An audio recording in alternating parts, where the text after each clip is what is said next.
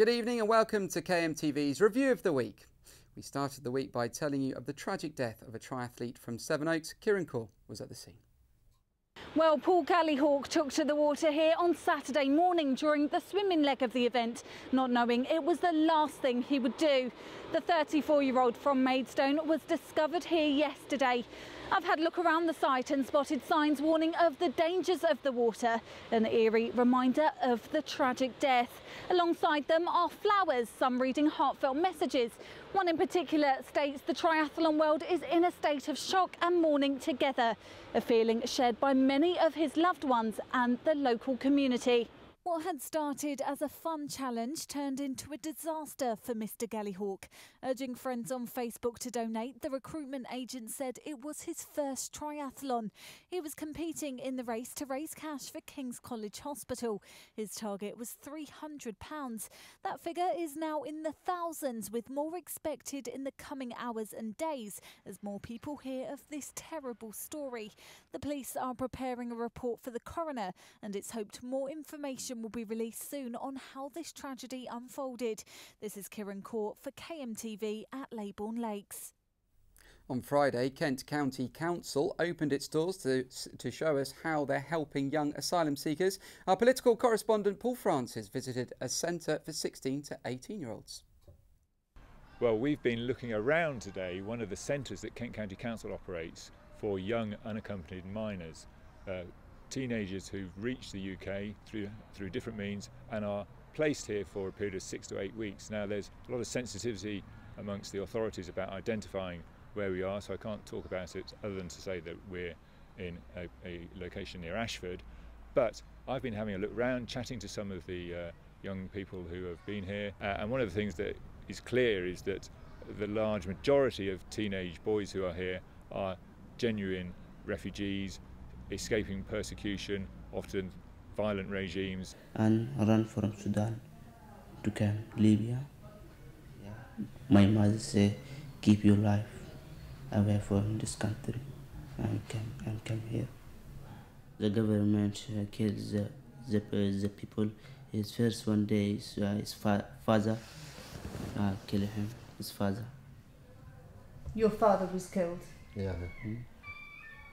If a young person is 16 or 17 years old, they will come to one of our reception centres where we spend 6 or 8 weeks working with these young people, doing various assessments. So there'd be health assessments and mental health assessments, educational assessments. We spend time working with them and making sure that they're prepared to go and live in the community. On Thursday, Kent had a rare treat when the Rugby World Cup's crown jewels visited the county. The Webb Ellis Cup had a tour of the area and started at Leeds Castle. Yes, here it is, rugby's most prestigious prize, sat in front of one of Kent's most scenic sites. Dozens of families have been queuing up today, eager to catch a glimpse of it, with many keen to get a selfie with it too. This is, of course, just one of the county sites the Cup has paid a visit to today. Others include the Helen Allinson School in Longfield, Elsford Bulls Rugby Club and the County Hall in Maidstone, making up part of its 100-day tour across the UK. And it's only about to get more exciting for rugby fans as the tournament gets underway in just over a fortnight. I'm actually from Kent myself, and I've been here many times as a visitor, and it is a really, really special place. And it's nice. I mean, it's a very special trophy. It's a very big tournament, and it's a good place to show off the trophy today. We want to show it to the rugby community, but even more importantly, we want to show it to people who may only have a passing interest in rugby, but who can be excited about Rugby World Cup coming to England in a very short period of time. And finally, from a pirate ship to an elephant and even a skip. They were just some of the weird and wonderful carts flying down a hill in Aldington for the village's Soapbox Derby. Matt Leclerc was there. Thousands packed into Aldington to watch a slippery Soapbox Derby yesterday. Despite deluges throughout the morning, the track was laid out in the village near Ashford.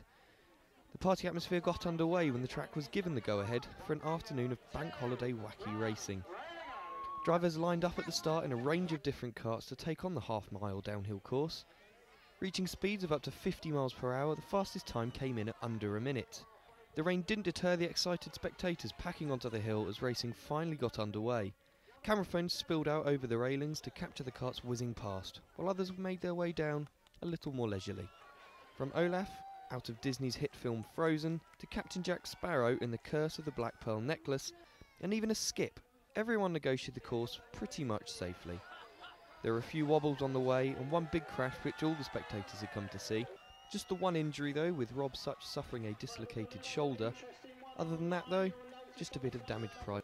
This is Matt Leclerc for KMTV in Aldington. We'll see you next week. Goodbye.